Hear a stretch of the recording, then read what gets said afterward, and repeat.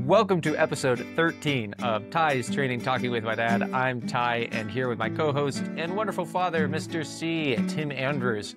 We are here to talk about training in life ahead of Project Himalaya Run Everest. Yes, it's official. We released a special bonus pod, so if you guys missed that, definitely go back and give it a listen. We broke down all things about the big reveal about the Everest project, which is coming up in, less than 2 months now. So that's super exciting. We also released our film, 9 Hours on Manaslu. Big thanks to everybody who made that possible, especially La Sportiva and Braden Murphy and Chris Fisher, who were kind of in charge of the editing and videography. And you can see that on YouTube. We'll put a link in the show notes, or you can also just go to my website, tylercandrews.com/Manaslu, where you can watch the video and also hear our cool down episode from last week, where we really did a deep dive into that and talked a little bit behind the scenes, all that good stuff. So now though, let's get into another great week of review. Mr. C, how are you? How was your week? My week was great, actually. It's officially spring as of the 20th, and we had a lovely day yesterday. It was over 60 degrees, so we went over to the center of town. I had a nice walk around town, and I'm trying REHIT. Do you know REHIT? No, what's that? Reduced effort, high intensity training. Turns out there's been some research that is interesting. I'll give it 30 seconds. We can talk about it more later if you want. Sure. They did a study that it's a pretty small study, but a couple have replicated similar findings where you do 20 seconds of sprint and 3 minutes of rest. You sort of 3 minutes warm up, 20-second sprint, 3 minutes rest, 20-second sprint, 3 minutes cool down, and you're done. Okay. So less than 10 minutes, maybe about 10 minutes total. And they improved VO2 max more than control groups that did moderate intensity zone 2 or high intensity interval training of the standard type, like the 20, 30 minutes on and off sprint type stuff. By a significant amount, like 12% VO2 max improvement versus 6 or 7%. So wow, that's pretty significant. Yeah. Yeah. Mm-hmm. So interesting.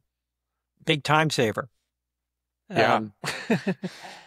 For those like me who are just, amateurs. Anyway, generally good. Nice to see you. Excellent. Glad to hear it. Yeah, good to see you. Okay, so let's get to the week at hand. Give us the numbers. All right, so it was definitely a big week here. 38 hours of training time, which I literally just wrapped up like 30 minutes before we got on the phone here, because it's Sunday afternoon. We had 127 kilometers of distance and 17,142 meters of vert. Big week, maybe the biggest week yet. Highlight was definitely we had a big overnight day on Cotopaxi. That was super exciting. Learned a lot, struggled a lot. I think it'll be a great fitness boost there. We'll talk about that in a little bit. The other thing, just highlight in general, was like the sun came back out. It was really rainy in Cato for like the last week or 10 days until about the middle of this week. And it's just so nice when the sun comes out here. I love it. So I'm definitely a heliotrope. So yeah, it's been a good week. Yep. Sun is good. That's another good thing. Although, as you can see on my shoulder here, my office gets a lot of afternoon sun, which is great, but makes it a little tricky to do videos sometimes, but I'll put up with it. Oh, it's just it's artsy. You got the chiaroscuro thing going on. Great. All right. So let's start with my range of questions for you. So Monday, you did a light fartlek session on Polachowski. So talk a little bit more to me about that and what you learned from that one. So the idea was to have something that was a little bit kind of up tempo, but not super hard, because I knew that we would have this really big day on Cotopaxi in the middle of the week. So normally, I'm doing the harder interval reps in the morning and then going to the gym and doing the uphill stuff on the treadmill in the afternoon. And this was really just, okay, I want to kind of cut that in half and just do the morning part and even keep that a little bit easier to save my legs a little bit. So it was basically just I think I did a 60-minute fartlek up the climb, and I was just like pretty normal. It didn't really feel that hard. And then kind of jogged it up to the summit. And I think it was an hour and 48 minutes to the summit or something. And, even 2 months ago, that was pretty close to like an all-out effort. Like, so it's pretty cool to see now that that's kind of my, you know, like tapered effort is Easy just like, pace. yeah, Hmm. not easy. Like it was definitely a workout. It was a medium, but it's one of these things where you can kind of look at when you know the data well and you're doing the same routes like we've talked about a lot, it's easy to see these things Yeah. where you have all these different points of comparison. It's like, oh yeah, that was pretty chill. And, you know, a couple months ago, it would have been really hard. So, you know, it goes back to what we've talked about before with the idea of not just having your great days be really great, but having your mediocre days also like having that average level come up and up and up. And I think that's what I'm starting to see here, which is super exciting. Great. And just as a reminder, fartlek is not an adolescent boy joke. It's a Swedish term. I think it's Swedish and refers to Allegedly. sort of a kind of interval training approach of some minutes on at moderate or high intensity and then some recovery time. Yeah, it's really just another way to say interval training. That's really all you need to know. Yep. Okay. So on Tuesday, I was very interested because you mentioned that you felt like you had a real step change in how you felt like you'd reached a new plateau. Yeah. Uh, and we just talked about that a little bit even for Monday with, but Tuesday you really noted that you were having much quicker times, much lower heart rates. So those are obviously indicators. What other indicators do you look at to tell that you've actually made what we call an adaptation in training that's really making a difference versus just, oh, today was a really good day? We've talked before about this idea that your fitness is the sum or the average of, you know, the last, say, 30 or 60 or 90 days of training. That there's no one day where all of a sudden you're way fitter. But what I've found recently, especially I would say like in the last year, is that I do notice these step changes. It doesn't necessarily feel like it's gradual all the time. Sometimes it does feel like you hit a plateau and it's great and everything's good. And then all of a sudden something just changes and you're just on a new level. And then everything is just there. It's just like everything gets bumped up. The easy runs get bumped up. The workouts get bumped up. Hopefully the races get bumped up too. And it's been really interesting to see it. You know, I was talking with a friend about this week and we were talking about it as well in the context of really high altitude. Because he was basically asking me, you know, what is it like? Where's that line between like 6 and 7 and 8,000 meters that it starts to feel really hard? And it's a similar idea where for me that it is not linear in the sense that, you know, up to a certain point, it just kind of gets a little bit worse and a little bit worse and a little bit worse. And then it goes exponential and there is like just that big step and it's all of a sudden it's unbearable. And it goes from being kind of fine to completely not okay very, very quickly. And anyway, so it's the same kind of idea I've seen in training where you know, maybe you have a tiny little bit of upward trend like I've seen, you know, we've talked about every week. I feel like there's some good indicator of, oh, this is better than last week or a couple weeks ago. But then every once in a while, maybe once a month or every couple months, you have these sessions where it's like, oh, wow, that was a big jump. And it's not an outlier day. That's the new normal.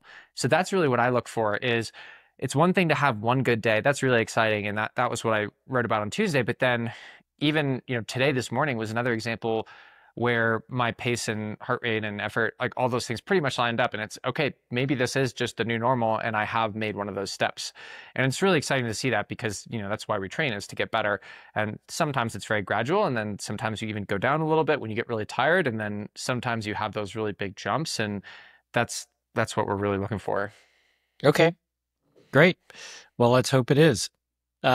And then let's talk a little bit about Ryan Hall and Sarah Hall. So Ryan and Sarah are in town, and I sort of know who they are through you, and because they were both there and are both very famous runners. So if you're into running at all, these are two of the top elite athletes of the past couple of decades in the United States. But tell us a little more from your perspective, who they are, how you got to know them, and how is it valuable? How valuable is it to connect with other athletes like Ryan, other elite athletes in your preparation for Everest? So Ryan reached out to me maybe a couple of weeks ago and said that he was coming to Ecuador. I think he had seen, maybe it was even a month ago. It was when I did the long Cotopaxi FKT. and posted about it on social media. And he saw that and replied, and we started a conversation there. And I should preface this by saying that I literally had a poster of Ryan Hall on my wall in college for multiple years. Like I took it down and put it back up in different rooms. Like that's how much I idolized this guy. He was the guy. I mean, he was, Tiger Woods or, Rafael Nadal. Like he was that level of American distance running. He was, you know, will have a quick aside here on the history of American distance running, which is that in the late 90s and early aughts, there was really a lack of serious competitive American runners. We kind of went through a rough patch as a country. And there was literally this one high school class that had Ryan Hall, this other guy, Dathan Ritzenhein, this other guy, Alan Webb, and they were these superstar phenoms in high school. They all ran in college. Actually, Alan Webb went pro really quick, but these three guys were like the future of American running, and they all ran exceptionally well. And it was the first time in maybe a decade where Americans were competing on the world stage. Like Alan Webb had the world record. Sorry, not the world record. He was, but he had the world lead in the mile. He was one of the best milers in the world.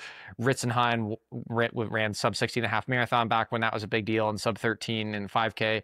And Ryan was this guy who was young and went straight to the marathon, which was very unusual at that time. And I still remember when I was 17 years old watching the 2007 Olympic marathon trials. And here's this young guy. He's like 3 years out of college, and he just completely destroys the field. He ran like 2:08, which at the time, again, was really fast. And this was on a tough course in Central Park in New York City, just absolutely crushed the Olympic trials. And he was going to these big city races like London and Boston, New York, the really big marathons. And he wasn't just going, oh, I'm going to try and be top 10, but he was actively saying, I want to win this race. And he was running like that. He was running with the elite, East African, Kenyan, and Ethiopian runners at the front of the race, which we just hadn't seen in a really long time. And so he just kind of had this fearless energy about him that I think was really admirable. And seriously, I think they inspired my generation. And I think that we've seen a big resurgence in American distance running since then. So I can't understate how crazy it is to have this person. Overstate, I think you mean. Sorry, yes. I can't overstate how crazy it is to have literally last night we were all out to dinner at, my friend's brewery here in Quito, and I just had to pinch myself. I'm at my buddy's brewery with Ryan and Sarah Hall. It's just an unbelievable turn of events. And it's one of the wonderful, wonderful things about having had even a little bit of success in the sport is, I have been able to meet some of the people who I've really admired over the years. People like Ryan or Conrad Anker in the mountaineering world is another one. So it's just really, really awesome. It's super fun. And Ryan and I have had a great time this week, and we'll talk a little bit more about some of our adventures. But yeah, it's been super exciting. And also I shouldn't downplay Sarah. Sarah's also an exceptional athlete, and she's also still competing professionally. So she's down here training for Boston Marathon. Ryan has retired. And actually I went through a whole bodybuilding phase, and is now super cut and ripped, and as probably 60 pounds heavier than when he competed as an elite marathoner. But he's still doing a lot of fun mountain running stuff, and it's just overall a great dude. So long story short, going back to your question, that's kind of how we connected and who they are. And then in terms of the, how valuable is it? I think it's tremendous because honestly, there's part of it is just, it's nice to have people to do runs with and have adventures with. And also it's just really nice to have people who I can connect with and have conversations with about this incredibly niche thing, which is being a professional endurance athlete. It is a very strange world. It is a very opaque world, especially things like how people deal with sponsors or races or the financial side, all of that kind of stuff. It's very hush hush and no one talks about it. And so having someone like Ryan and Sarah who have been in this world for a very long time, and super successfully navigated it, being able to just pick their brains a little bit has been really, really fascinating. So it's been really great having company and on some runs and also just, for that kind of mentorship and conversation. Great. I'm so happy for you. And they seem like really nice folks too, and helpful to you. So that's great. Okay. So then you had the big mountain night, I guess we should call it rather than day, up on Cotopaxi. So you went out and basically ran up and down the mountain all night. Um, Yep. so tell me what crazy point were you trying to do by running all night for 10, what was it, 10 hours or something? Yeah, it was And about 10 how does hours that relate total. to your preparation for your Everest attempt? So there were a couple of things I was trying to accomplish. The first was, excuse me, the first was, on my list of 16 things, it says you don't need a ton of super long runs. I do want to do a few super long runs. So this is one of those that I'd had on the calendar for quite a while. Was okay, I want to have like an 8 to 10 hour effort at kind of moderate intensity and ideally make it as specific to what we're doing as possible.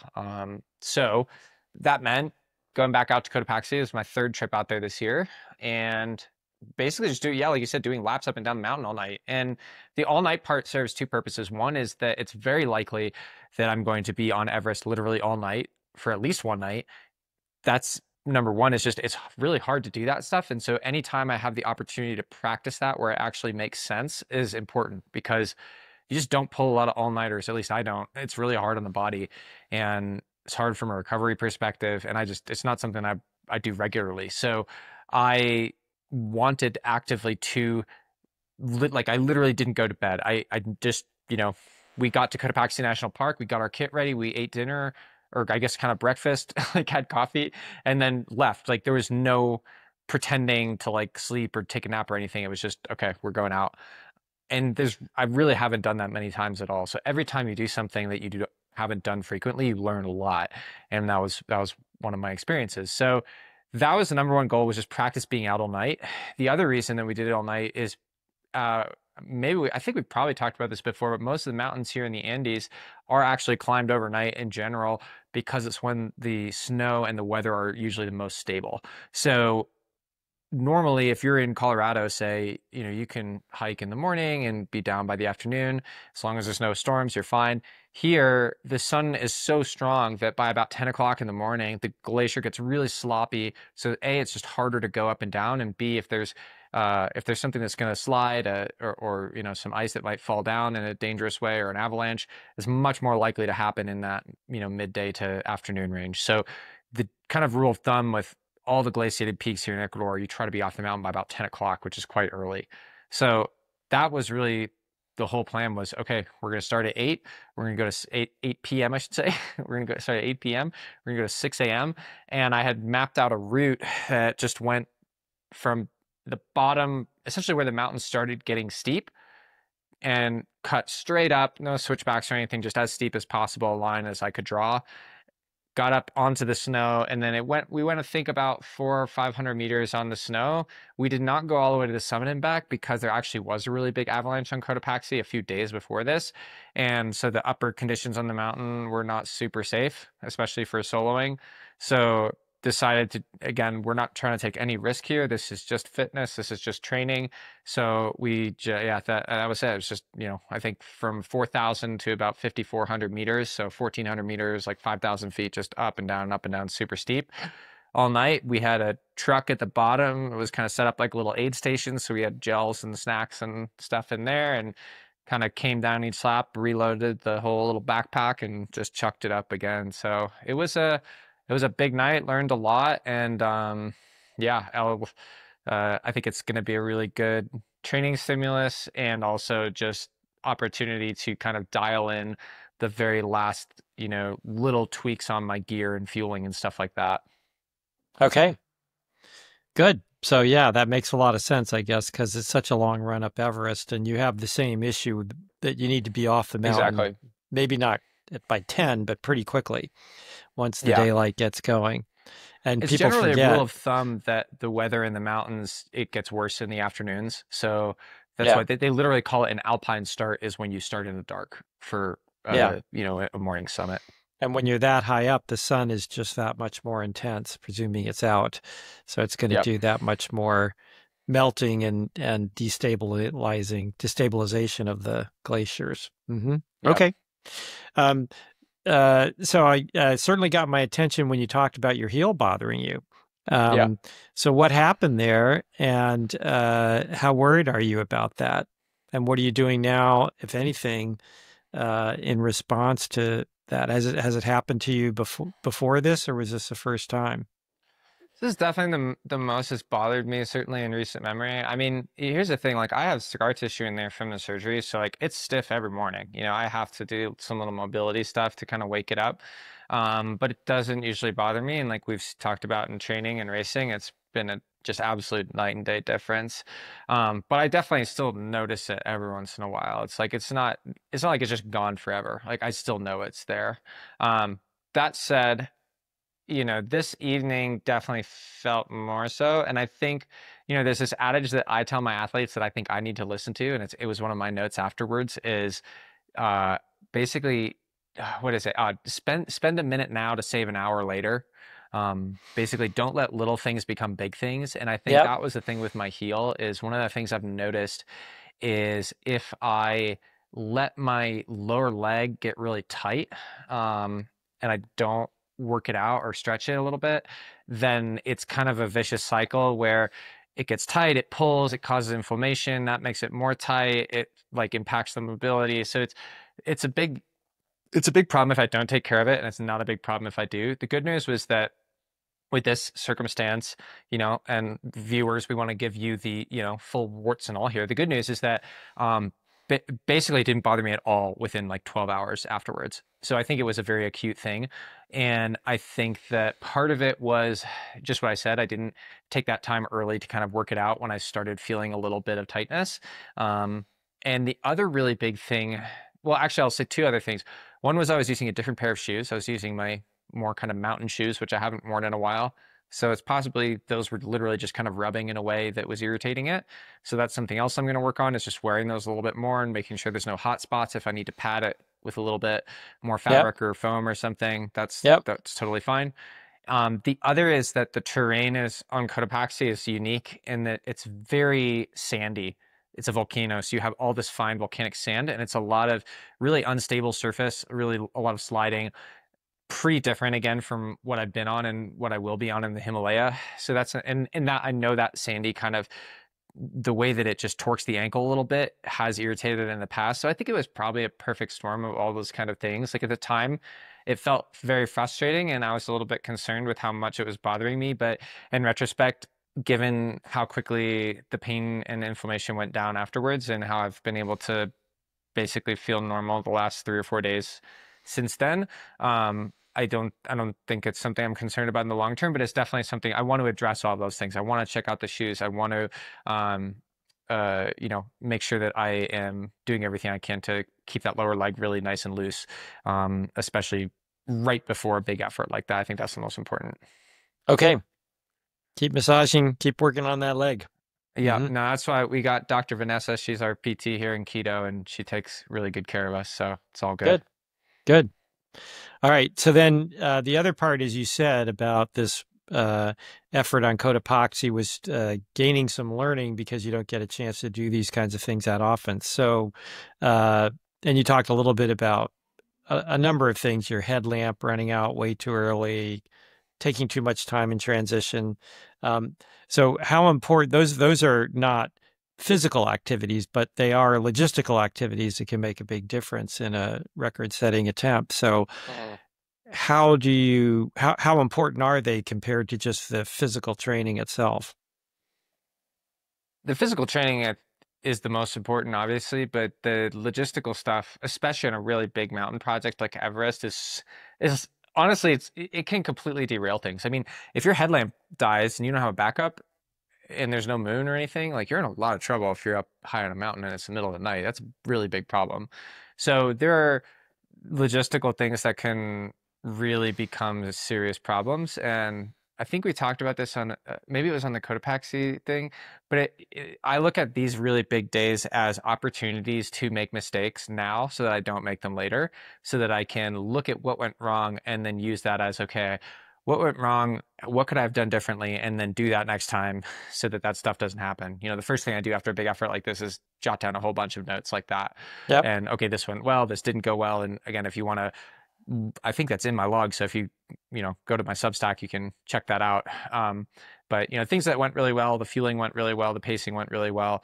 My general energy management, I think, went really well. Those are all super important.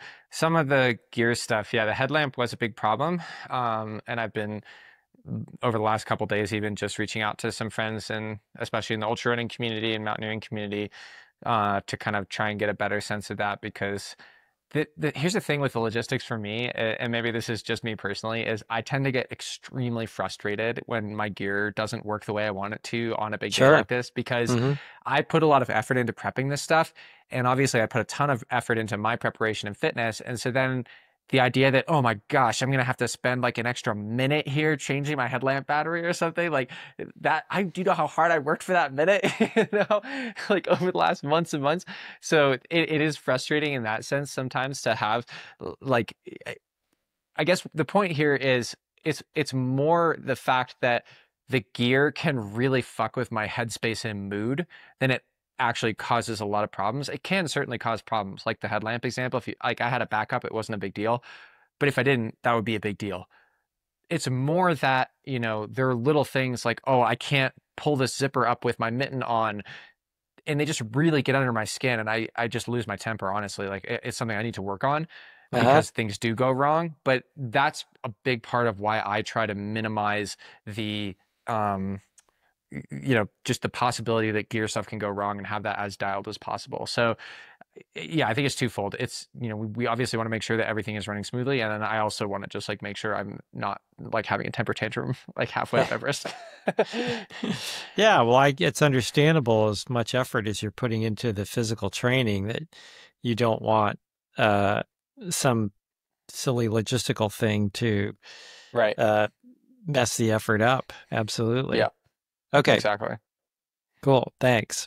And then I really was quite surprised to see that after this ridiculous up and down effort all night at Cotopaxi, you then immediately came home and got on your bike at some ridiculous altitude, 8% O2, I think, something like that. And so how does your body respond? Well, actually, let's talk first about just doing that after recovery, as a recovery, right? So so what's your philosophy on recovery workouts after a big effort? I assume that was a big effort. It was a long time. No, it was a massive effort. And part of it is just being up all night. Like I said before, being up all night is not natural and feels really bad. Even no matter how much you caffeinate, you're going to crash at some point. And I should also give a shout out. I don't think I said this before. So Ryan Hall he came with me. He came to Cotopaxi, and he had just gotten to Ecuador like 2 days before. He lives at altitude, out in the Southwest, but he had just gotten to Ecuador, and I was like, hey man, come to Cotopaxi. It'll be fun. Don't worry about the altitude. It'll be fine. You'll be fine. And he was, of course. And, but anyway, so he did the very first lap with me. And then I think he did another lap by himself. So he was out there for quite a while too. And then he and our mountain guide friend also tried to make a summit push in the morning. So he also basically had a full all-nighter. And we all drove back to Quito. We were finished by 6:30 in the morning. So we got back to Quito relatively early. And then our plan was, hey man, like, okay, let's go. I'll drop you off at your place. I'm going to go home. We'll take a quick power nap, and then we'll go out for dinner, all of us together, and kind of celebrate. And basically what happened was, I set an alarm for my nap, and I was incredibly asleep that afternoon for like 2 hours. I look at my watch, or I look at my phone, and Ryan texted me, and he was like, hey man, I'm like totally fried. Let's postpone dinner. I was like, thank God. Like, that was exactly what I was thinking.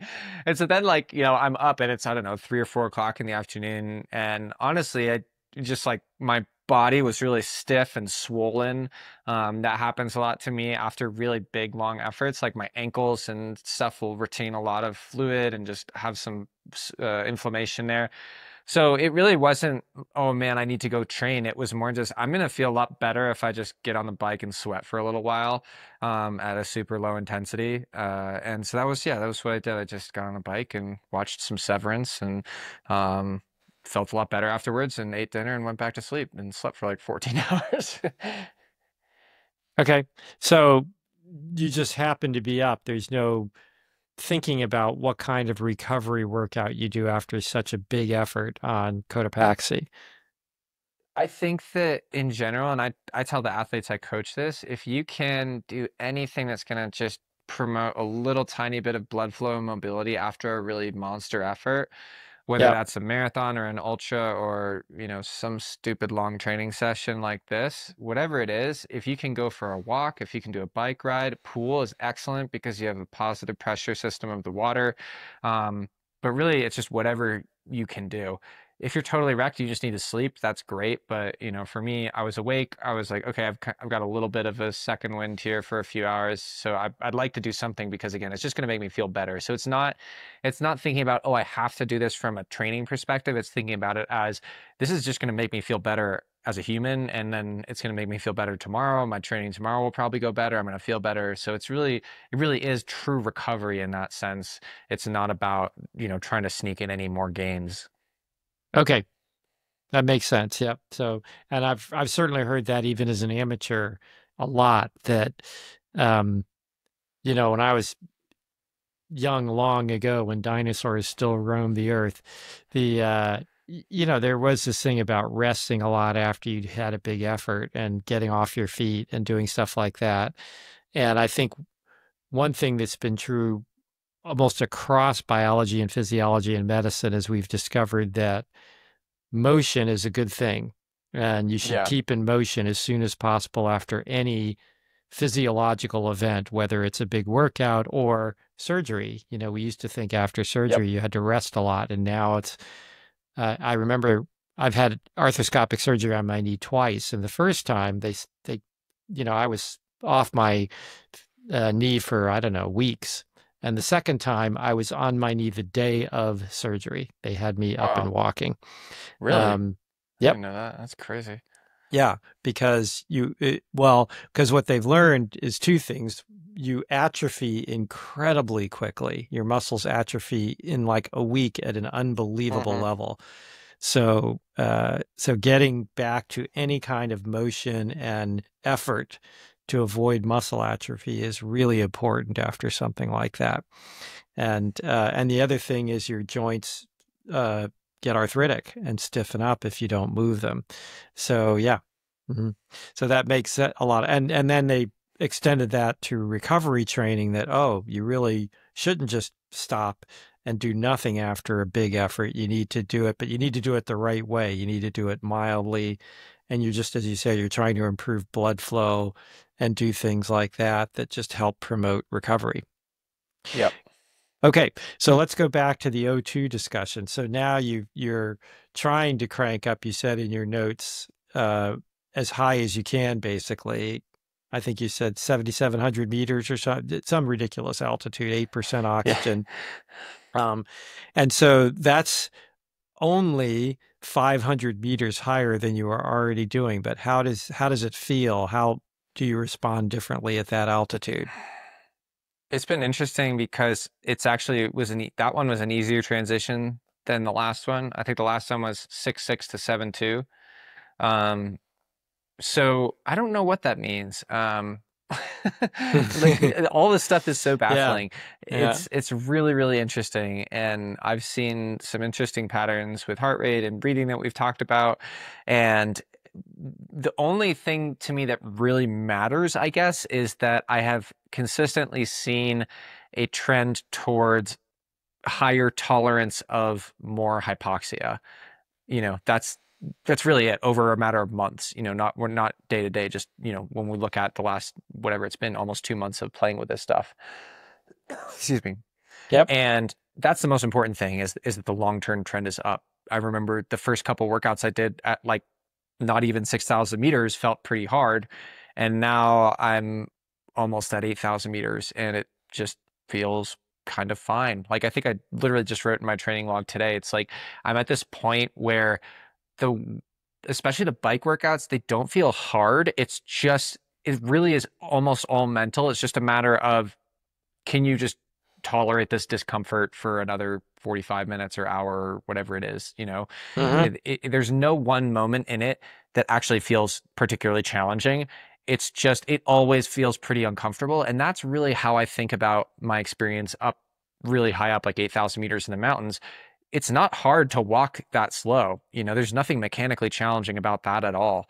It's really about this mental side where your brain really just wants to turn around. And no matter how important you think it's going to feel when you're up or when you're down at base camp, when you get up there, your brain has such a strong desire to just be like, this is really dumb and uncomfortable. We should go down right now.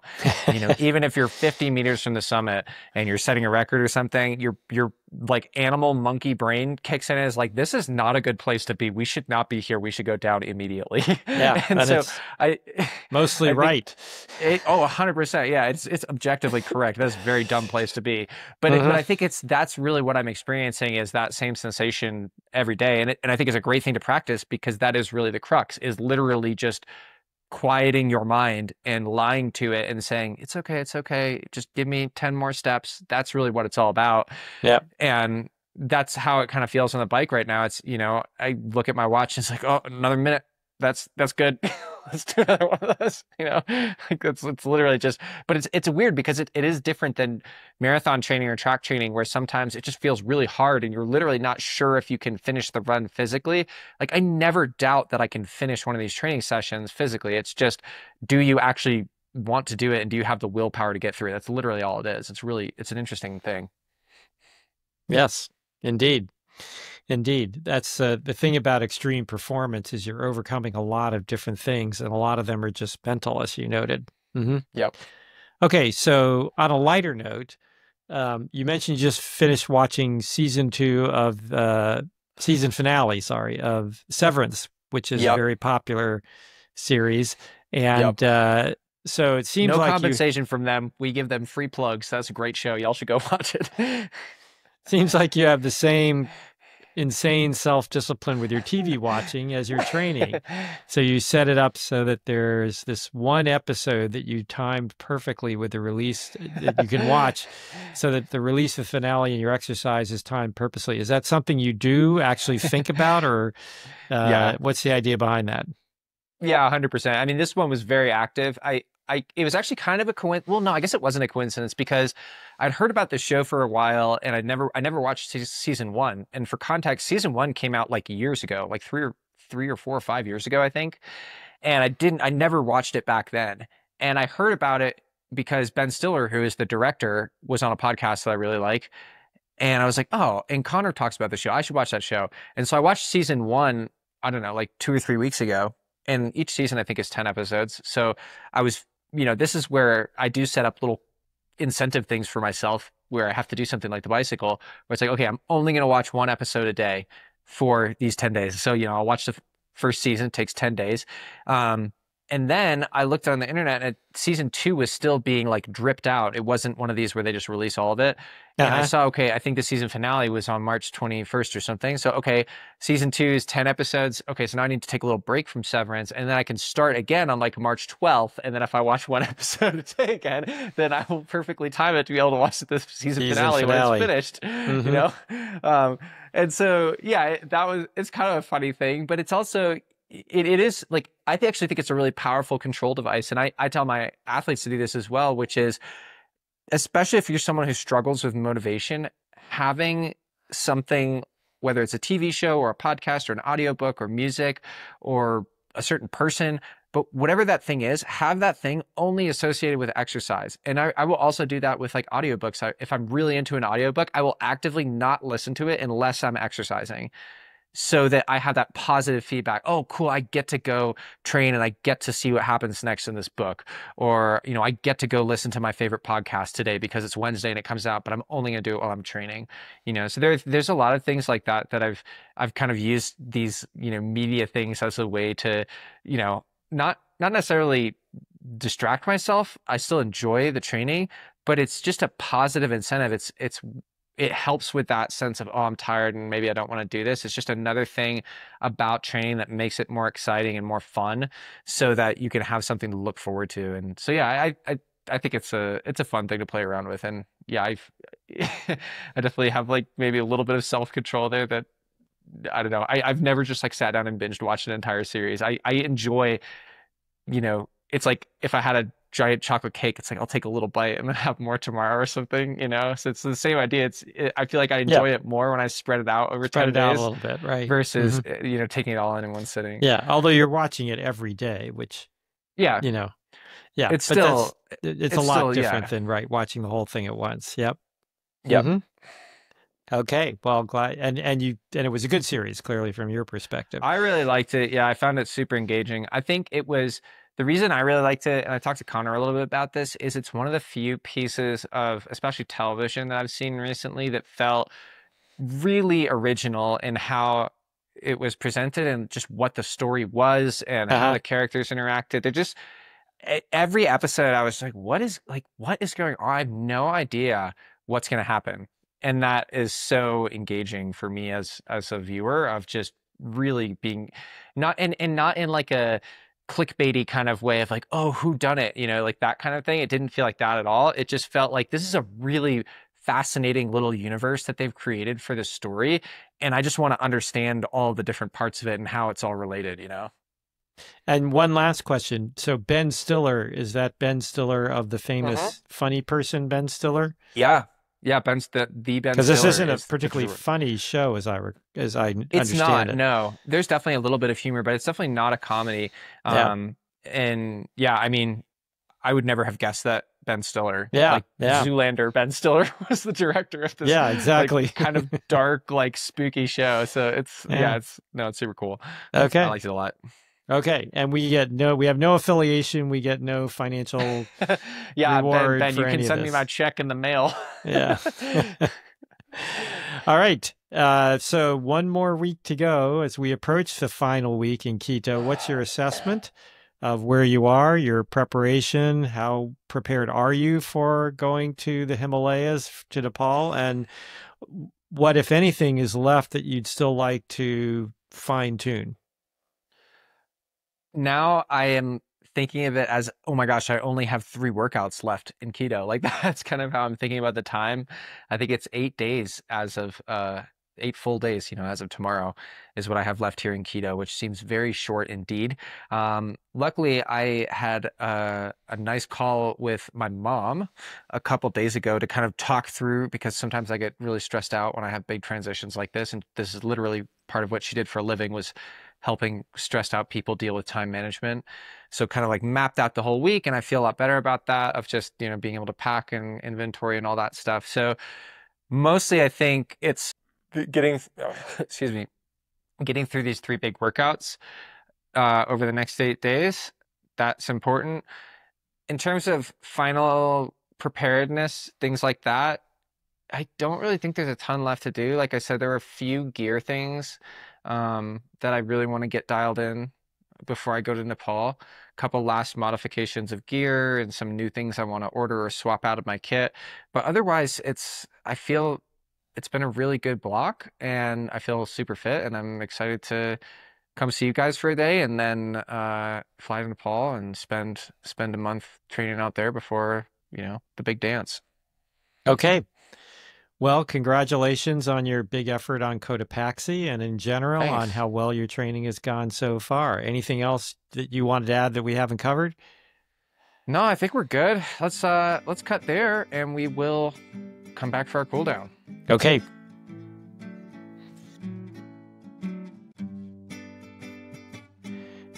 So today on the cool down, let's talk about the pros and cons of training solo, which you do a lot and have really pretty much your entire career. Running's at one level a solo effort, but there's lots of ways of working with other people and doing it in teams. So let's talk about that a little bit. So you've, as I just said, you've sort of had this balance where you've done a ton of training by yourself, whether it's in keto or various places around the world. You've also trained with partners like Jim Walmsley, Chris Fisher, and your friend Connor, who was a special guest, in fact, on this show just a couple of weeks That's right. back. And this week we saw you sharing some time and miles with Ryan Hall, famous distance runner. Let's start with the basics. So do you prefer one to the other, training alone with a partner or with a group? And how do you pick a training partner?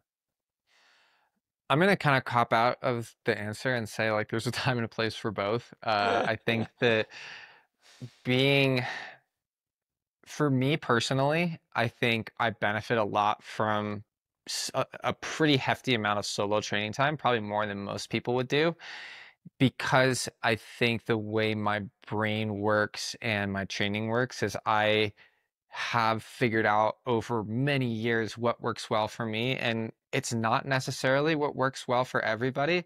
So part of that is literally just it's hard to find people who want to do the training that I want to do. Hmm. That said, I love running with other people and training with other people. Whether that's, the big groups that I have training camps with Chosky and our coaches there and other athletes, or like, the people who you mentioned, like Jim and Chris and Connor, all those people who I've shared a lot of miles with.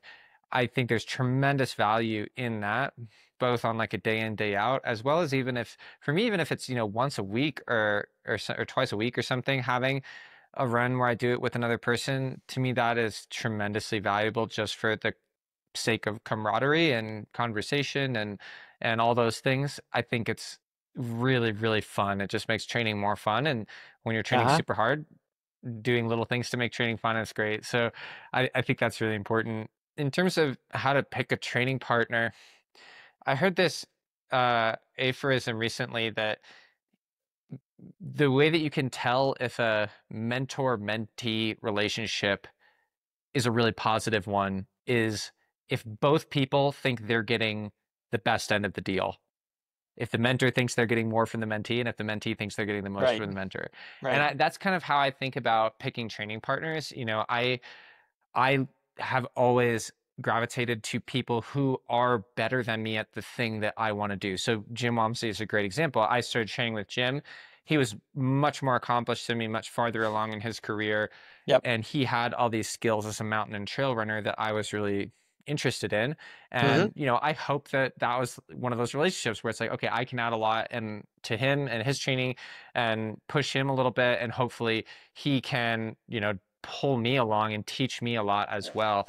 Um, so I think the best relationships are like that in training. And I think Chris is another really good example where he comes to the table with way more technical skills than me, way more, he's a skier, so much, much more alpine, snow, mountain travel experience than me. And, I come probably to the table with a little bit more just general aerobic training and knowledge and experience and that kind of thing. So I think that's part of why we've made a really good pair. So I think the best kind of training relationship is going to be one where both people feel like the other one has something to teach them, you know? And for me, that's always looking to people who are better at me or better at something than I am. Uh-huh. Yeah, that makes a lot of sense. Hmm. And then also like obviously you just like want to get along with the person. Like I think Yeah. that's part of why like Jim, Chris, and Well, Connor, like the three people you mentioned, it's like all those people I just really enjoy spending time with, whether we're just like hanging out and getting a right. pizza or we're training something super hard. It doesn't matter. I just enjoy spending time with those people. Yeah. And I think that's something that's generally true, I would say, in life. And we'll talk a little bit more about this, but um, there's a time and a place. If you want to get something done that's challenging and complex, you're going to need some time alone to work on it, even if it's a team effort. And you're going to need some dedicated time to think what Cal Newport calls deep work. It's hard to do Hmm. deep work when you're chattering with a lot of friends. On the other hand, Yeah. the chattering and the working, whether it's physical or mental, is important, not just because you get a diversity of ideas and collaboration, but it's also, as you said, it's a social connection. It's finding people you enjoy doing things with and working with really helps a lot just with life in general. So Absolutely. definitely we exhort you all to make sure you make connections and if you can do it in the context of your training, even better. But remember, there are some things you need to do as a solitary effort. So let's turn to that and talk about, you've spent so many hours running up and down Polochowski. You can tell us exactly how many times so what are the mental and physical benefits that you find in solo training that might be more difficult if you were running with a partner or in a group? I think the most important thing is recognizing what what kind of sport you're competing in and whether you're going to be competing alone or in a big group of people, you know? You see a lot of success with big group training, for example, in Kenya and Ethiopia. They're often like 200 guys that train together. That said, they usually run in a group of 10 or 20 people at the front of the race for a lot of the race when you run a road marathon. So it kind of simulates what you're doing in the race. Now, on the other hand, if you're running an ultra marathon or like a FKT, like the Everest project, you're basically going to be out there by yourself for a long time. Maybe in an ultra marathon, you'll have some company for some amount of time, but most ultras are pretty long and pretty spread out. You end up doing a lot of running by yourself. And so I think there is value both mentally and physically to learning how to be alone in your discomfort and just being able to be in your own head. There's a lot of time to be in your own head in a 24-hour race. It's a lot of time to be in your own head. And yeah, you'll come through aid stations and you'll have other people that you run with for part of the race maybe. But at the end of the day, you're going to be running a lot of it by yourself. And so you have to be really good mentally and physically, both at just the idea of literally being present and mindful and all these things that we've talked about from a kind of mindfulness perspective, literally, as well as physically. Okay, I need to be able to monitor my own pace. I need to be able to make sure I'm tracking my fueling. I need to make sure that I know where I'm going, literally on the course. I'm not getting lost. All these things that are really important to do by yourself. So I think there is a really important value, like you said in just a second ago, of having those days where you're just going out and grinding by yourself, because honestly, again, unless you're in an elite marathon or something like that, you're probably going to end up being by yourself for a lot of a race. Uh-huh. That's a good point. So simulating the actual environment and conditions you're going to experience. In fact, kind of what you were doing, we were talking about earlier in the episode on Cotopaxi. Mm-hmm. Yeah, exactly. Okay. Yep. Okay. And so now on the other side, so what are the benefits that you've seen in training in groups or training with partners? So I'll speak both from my own experience and a little bit of observing others. In my own experience, I think there's two really big benefits to training with other people for me. One is the kind of like chit chat, conversation, camaraderie, just making training more fun. That Mm-hmm. is a huge part of it, honestly, especially, you're just going out for your easy days, or even if it's a really long single session that maybe you're taking it a little bit slow. For example, in earlier in this episode, we talked about that big day in Cotopaxi, and I had the pleasure of having Ryan Hall, who was like my, idol on my wall in my dorm room growing up. And he was there for the first lap there, first couple hours with me. And that was fantastic because we were able to chat and catch up and just had some amazing conversations in, the middle of the night going up and down this giant mountain. And it just sets the mood really well. It keeps things light, it keeps things calm. But it is, I think, limited to those days where you're not necessarily pushing tremendously hard. That falls into category two. So category two is actually pushing each other in training when it's really hard. And I think there's also a lot of value in that. I've had so many workouts, whether it's chasing Jim Walmsley around or some of the track runners that I used to train with here in Quito when I was more of a road runner, where guys who are objectively faster than me on the track, who having, it's like a greyhound, right, in a race or a horse race or something, having that body in front of you to just lock onto like the Terminator. I am 100% convinced that I've been able to accomplish things in training and racing that I absolutely would not have been able to do if I were there by myself. It was because I was chasing someone else down. And that is hugely beneficial, because if you do that every week, say, like, let's say you do your track workouts once a week and you do those with other people, and you're working out with someone who's a little bit faster than you, and they're dragging you along every week you're getting a little bit faster and you're doing things that you wouldn't normally be doing. That adds up a lot. So I think there's a really, really big benefit. And that's where I think when we look broadly at, especially in track and field, I think it's less so in ultra marathoning and mountain stuff, which again, I think goes to the fact that those are more solitary races.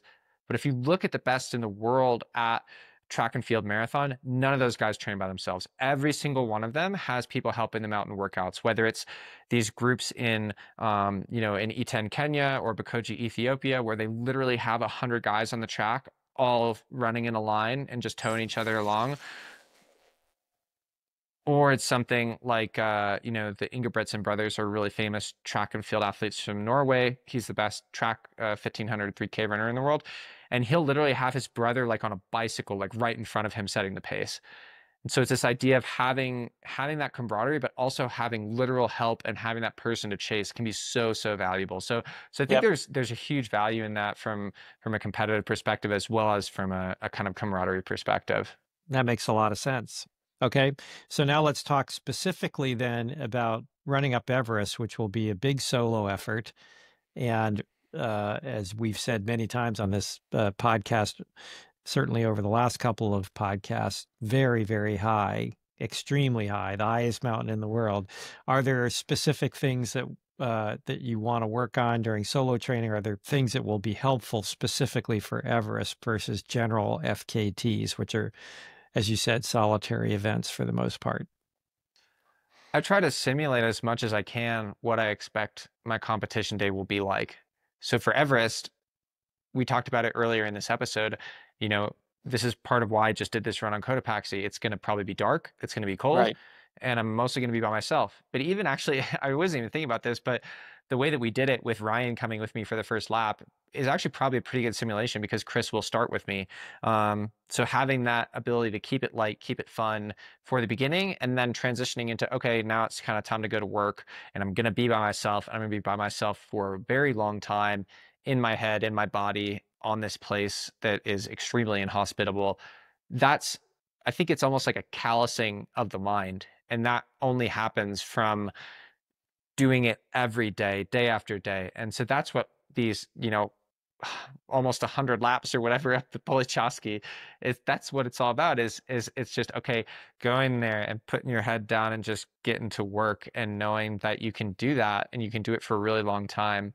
That to me is the most powerful thing. Is it's really about training the mind when you're out on those really long days by yourself, especially the hard days. That's, you gain so much confidence from that. And like we talked about before, I think so much of really big mountain climbing is above the shoulders. It's in the head. And if you can keep your head in the right place and you're really fit, that's all you need to do. So the fitness I know how to take care of, and the head, that's really the what we're trying to do out there, like with all these big many hours a week doing stuff by yourself. It's, you just Hmm. got to do it. Okay. All right. So in our public service effort, based on your experience doing this at an elite level, also your experience as a coach, do you have any advice you give to recreational runners about balancing solo training versus group training in their programs?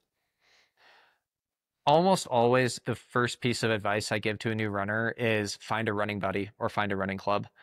I think a lot of people, if they hear about what I do, a lot of people ask, "Oh, what's your number one tip if I want to get into running?" And that's always it, is find someone else to do it with, because you're just so much more likely to keep doing an activity that is fun. And Yep. when we do, we're social beings. We're monkeys at the end of the day, right? Like we like being with other people. And if we have a way to make something that is objectively not that comfortable more fun, you're more likely to do it. Excuse me. Hmm. So that's always my number one advice is, okay, if you're, especially if you're a beginner, or you just struggle with consistency or you want to get into it, find a running buddy, find a club. It's going to be more fun. And then you also have this added bonus of accountability, right? Where if I say, hey, Mr. C, let's meet to run every Thursday morning at 7 a.m., if it's 6 o'clock in the morning and my alarm goes off, if I'm just going to run by myself, I might say, oh, I'm tired. I don't want to do it. It's raining. But if, oh, Mr. C is waiting for me on the corner, like I better be there. You know, that's a really strong accountability uh, way to control yourself. So Yep. I think that's really, really positive. I see almost no downside there. Realistically, like almost all people, you're never going to be able to run with someone every single day. So I think you'll get plenty of that solo training regardless. I think Hmm. what's more important is that you go out and actively find a way to be running, exercising, whatever it is you're doing with someone else. Anything that is a little bit hard, if you're doing it with someone else, it will be easier. Yep. I guarantee that. So go find a running buddy, find a running club, even better.